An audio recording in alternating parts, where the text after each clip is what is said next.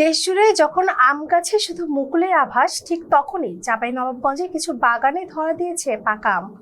অসমের কাটিমন জাত এনে দিয়েছে ভিন্নধর্মী এই চমক। আমের রাজধানী হিসেবে পরিচিত চাঁপাইনবাবগঞ্জে এবার দেখা যাচ্ছে ব্যতিক্রমধর্মী এক চিত্র। আশেপাশের বেশিরভাগ বাগানে যেখানে এখনো মুকুল ফুটেছে, সেখানে কিছু বাগানের গাছে ঝুলছে পাকা আম। এই ব্যতিক্রমের কেন্দ্রে রয়েছে অসম থেকে আসা কাটিমন জাতের আম। স্থানীয় চাষিরা জানান, কাটিমন জাতের আমের অন্যতম বৈশিষ্ট্য হলো এর আগাম ফলন। সাধারণত আম গাছে এখন যখন ফুলের সময়, তখন এই জাতের গাছে পাকা আম সংগ্রহ শুরু হয়ে গেছে। এতে মৌসুমের আগেই বাজারে সরবরাহ হচ্ছে আম, ফলে মিলছে ভালো দামও। যে চাঁপাইনবাবগঞ্জের সিজনাল আম বিখ্যাত, কিন্তু এই সিজনাল আমের বাইরেও চাঁপাইনবাবগঞ্জে সুইট থাই কাটিমন আম উৎপাদন হচ্ছে, যা এখন সবার জনপ্রিয় শীর্ষে।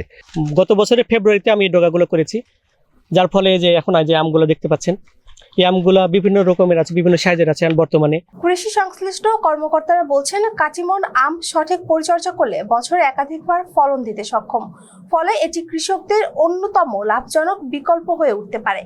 তবে এর জন্য প্রয়োজন সঠিক ব্যবস্থাপনা ও প্রযুক্তিগত সহায়তা।